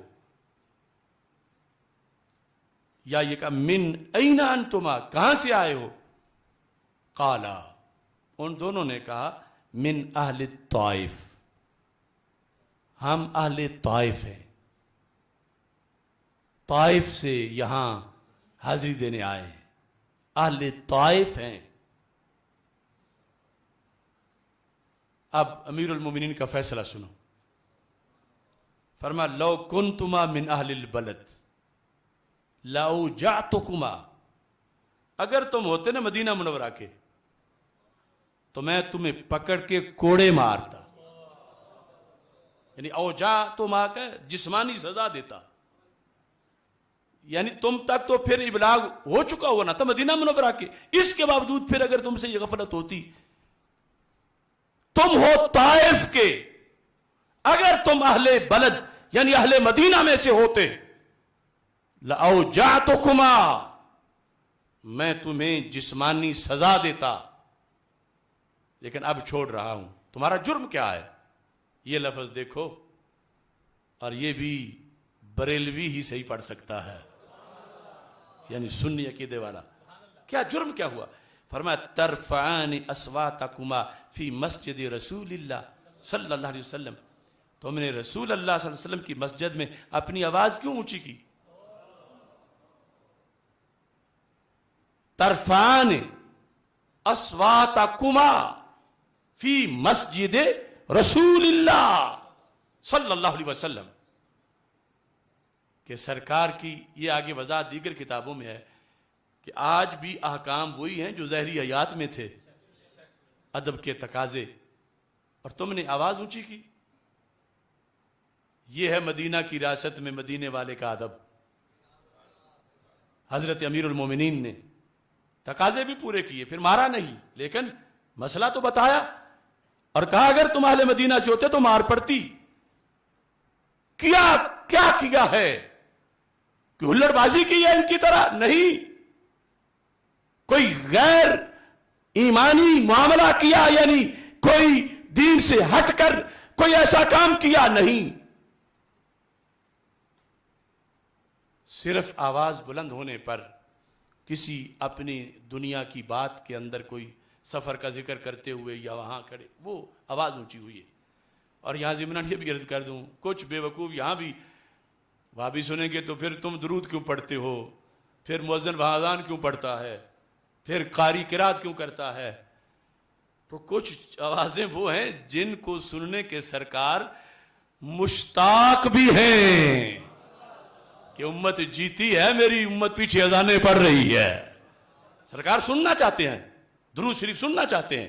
ہاں اس میں بھی تقاضا ہے، سنجیدگی ہے، ادب ہے، احترام ہے، کوئی ایسی چیز نہ آ جائے کہ جو اس پر مزید ہو، لیکن اس کا یہ مطلب نہیں کہ یہ حدیث سن کے کوئی کہے کہ صلاۃ و سلام نہ پڑھو، کوئی کہے یا رسول اللہ صلی اللہ علیہ وسلم نہ کہو، کوئی کہے کہ وہاں پر پھر خطبہ نہیں ہونا چاہیے، وہاں پھر امام جو ہے وہ قرات بھی سر کرے، کیوں مسجد میں آواز جو ہے وہ گونج رہی ہے۔ ہر چیز کی کچھ حدود اور کچھ تقاضے ہوتے ہیں، ان سب کو سامنے رکھ کر پھر بات سے توازن نکلتا ہے اور پھر اس سے مسئلہ سمجھ آتا ہے۔ تو یہ جو بےہودگی ہوئی، جنہوں نے پہلے کی، جنہوں نے اب کی، ہم اس کی پرزور مذمت کرتے ہیں اور یہ چاہتے ہیں کہ وہاں جیسے دیگر بہت سے ناجائز کام ہو رہے ہیں سعودی حکومت میں، اور حکومت ان ناجائز کاموں پہ پابندی لگائے، وہاں اس ناجائز پہ بھی پابندی لگائے، اور جن جائز پہ پابندی لگائی ان کو اس پابندی کو اٹھائے۔ آج فہم دین کے اختتام پر یہ بھی اظہار کرنا چاہتا ہوں کہ ہم نے اس میں موضوعات بڑے بیان کیے اہم۔ ہمارے پیش نظر ایک بات تھی کہ معاشرے میں سمجھا کہ ایمان کے خرمن کو فلاں جگہ سے آگ لگی ہوئی ہے، یا فلاں لگا رہا ہے، یا فلاں دین کی فصلیں اجاڑ رہا ہے، یا فلاں کے عمل سے ایسا لازم آ رہا ہے، یا فلاں بے خبری میں کر رہا ہے، یا فلاں گندی سوچ لانچ کی جا رہی ہے جو دین کو نقصان دے رہی ہے۔ صرف ایک جگہ سوئی رکھ کے ہم نے سب کچھ بیان کیا اور سمجھایا اور درد دل پیش کیا۔ ایک ایک موضوع کے لیے اگر آپ سارے حوالے دیکھیں تو کئی مہینوں کی محنت درکار، ایک اصل حوالہ ڈھونڈنے میں رات گزر جاتی ہے، مل جائے تو بڑی بات ہوتی ہے۔ جگر پگھلا کے ہم نے اصلاح کی، مگر اللہ کرے بہت سے لوگ صحیح ہو جائیں، صحیح ہو بھی رہے ہیں، لیکن کچھ جو بڑے ہیں وہ بڑی ہٹ دھرمی کر رہے ہیں۔ ہم نے جتنا ان کو قرآن پڑھ کے سمجھایا، سنت پڑھ کے سمجھایا، کچھ گدیوں پہ بیٹھے ہوئے، کچھ محتمم مراکز مدارس کے، وہ مزید بگڑے۔ مثلا پہلے ہماری تعریفیں کرتے تھے تو پھر ہمارے خلاف بولے، اگر ہم بھی تعریف کے بندے ہی ہوتے تو کبھی نہ چھیڑتے۔ تعریف کے بندے کہ فلاں جج مجھے یہ کہتا ہے، فلاں سکالر میری یہ تعریف کرتا ہے، فلاں لیڈر مجھے نابغہ روزگار کہتا ہے، لیکن میں اشرف آصف جلالی وہ ہوں، محمد اشرف آصف جلالی۔ اگر کسی نے مجھے نابغہ روزگار کہا تھا کبھی، اور آج اگر وہ سیدنا امیر معاویہ کو بھونکا ہے تو میں نے اس کی جسٹ مست سب نکال دی ہے۔ کوئی سجادہ نشین ہے، کوئی پیر ہے، کوئی محدث ہے، کوئی جو بھی ہے، ہم اپنی تعریفیں کروائیں اور مشاہیر اسلام کی گستاخیاں سن کے چپ کر جائیں۔ اب جو ہمارے خلاف بولتے ہیں، ہم نے ان کی دین کی غلطی نکالی۔ وہ کل ہمیں پاکستان میں سب سے بڑا عربی کا عالم کہتے تھے، آج ایک ملا کہتے ہیں تو بے شک کہیں، لیکن ہم تو ادھار نہیں رہنے دیں گے۔ اور پھر میں حیران ہوں جواب کیسے کیسے آگے سے دیتے ہیں۔ ایک مرکز ہے، انہوں نے جواب دیا، میں نے ان کو کہا کہ اتنے حوالہ جات ہیں کہ یہ جو روافض ہیں یہ یہود اور نصارہ سے بدترین ہیں۔ یہود اور نصارہ اتنے ہمارے لیے مسلمانوں کے لیے نقصان دہ نہیں جتنے یہ ہیں۔ 7-8 حوالے میں نے امت کے ائمہ کے دکھائے، لیکن ان لوگوں کا مزاج ہے، وہ ایک جعلی روشن خیالی رکھتے ہیں۔ نہ اعلیٰ حضرت ان کو راس آتے ہیں، نہ حضرت مجدد الفسانی راس آتے ہیں، نہ داتا صاحب آتے ہیں، نہ غریب نواز آتے ہیں۔ ان کی کتنی عبارتیں پیش کریں، بس وہ گول مول کر جاتے ہیں رحمۃ اللہ علیہ۔ میں نے ان کو ان کے باپ کی عبارت کر کے نکال کے تفسیر سے دکھا دی کہ تمہارے باپ نے یہ لکھا ہے، تم نے جواد نقوی کو جپے مارے ہیں، وہ لکھتا ہے کہ یہ یہود اور نصارہ سے زیادہ نقصان دہ ہیں۔ تو انہوں نے مجھے جواب پتہ کیا دیا ہے، چھپا ہوا ہے، نیٹ پر موجود ہے، ہر طرف پھیلا ہے۔ کیا کہتے ہیں کہ وہ سجادہ نشین صاحب، میں ہو ان کے لفظ پڑھ دوں، کہ اپنے مریدین تلامذہ کو حق کی ترجمانی کرو اور الہاد و لادینیت کے نئے نئے فتنوں سے نمٹنے کے لیے اپنی صلاحیتیں وقف کر دو۔ الہاد و لادینیت کے کون سے فتنے؟ نئے نئے۔ کون سے فتنے؟ قربان جائیں ان لوگوں کے علم پر، کیا مجتہدانہ سوچ والے علماء تیار کیے ہیں کہ جو 100% اسلام دشمن ہیں ان سے تو معانقہ کر کے جھولی میں بیٹھو یا جھولی میں بٹھاؤ اور نئے نئے فتنوں سے نمٹو۔ او بے وقوفو، تمہیں نئے کی خبر کیسے آئے گی اگر پرانوں کی گود میں بیٹھو گے؟ نئے فتنے کو بھی کوئی رگڑے گا تو امام احمد رضا بریلوی کا کوئی مرید رگڑے گا، یہ صلح کلی کی پتیاں کچھ نہیں کر سکتی. صرف یہ گنجائش ہے کہ اب نئے فتنے کا تجھے کیا پتا, اسے کیا پتا. نئے فتنے سے یاری بھی کرو, پیسے بھی لو, سب کچھ کرو, اور کہو ہم نئے فتنے سے نپٹیں گے. پتا کیا چلے گا, 10 صدیاں بعد چلے گا کہ ایک نیا فتنہ تھا. تو جس کے بارے میں باپ لکھ گیا کہ یہ یہود اور نصارہ سے زیادہ خطرناک ہے, تو یہ تمہاری سوچ ہے کہ اسے تو گود میں بٹھانا ہے اور کسی نئے فتنے سے نمٹنے کے لیے ارادہ کرنا کبھی کوئی لوگ کریں گے. سمجھ آ رہی ہے رضائیں؟ یہ کیا ہو گیا ان لوگوں کو؟ ہمارے اصلاح کے پیغام کو یہ غیر مؤثر کرنے کے لیے ایسی آگے سے بدماشیاں کرتے ہیں اور ایسی بے وقوفیاں کرتے ہیں.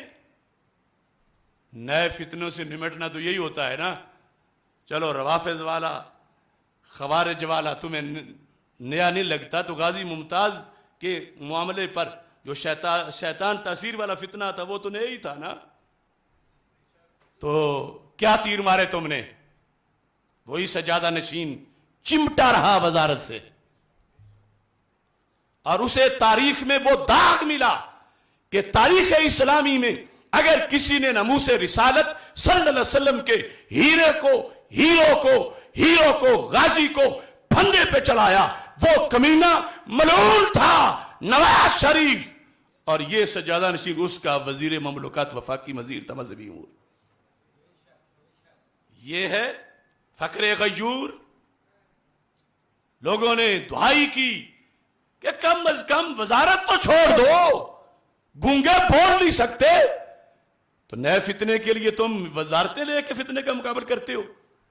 فتنے کے ساتھ کندھے سے کندھا ملا کر, فتنے کی تعریفیں کر کے, فتنے سے وزارت کی تنخواہ لے کے کہتے ہیں نئے فتنے سے نمٹیں گے. جھوٹ ہے, باز آؤ, توبہ کرو. آپ جان تو رہے ہیں نا میں کس کو کہہ رہا ہوں؟ وہ بھیرا شریف. جہاں نیک بندے ہوں, جگہ ہو, علم ہو, اس کی شریف ہے. مگر ایسے حماقت زدوں کو میرا چیلنج ہے, تم نے یہ پوسٹ لگا کر حماقت کی, بے وقوفی کی دجل کیا. ہم حق کی ترجمانی کر رہے ہیں اور تم باطل سے جفیاں لگا رہے ہو. ان کے پاس بوٹیاں کھاتے ہو اور انہیں کھلاتے ہو. تمہارے باپ نے یہ کہا, جن کو تم بار بار بلاتے ہو, اپنے باپ کی تو مانو, اعلی حضرت کی نہیں مانتے. نئے فتنے, نئے فتنے. اقبال کہتا ہے نئی بجلیاں کہاں ان بادلوں کے جیب و دامن میں, پرانی بجلیوں سے بھی ہے جن کی آستیں خالی. اب بند ٹوٹا ہوا ہو ریفز کا, سب ڈوب رہے ہوں, یہ کہتے ہیں ان کو ڈوب لینے دو, اگر آگے کہیں سے ٹوٹا نا وہاں ہم کھڑے ہو جائیں گے. یہ سوچیں ان کی مجتہدانہ علماء تیار کیے ہوئے.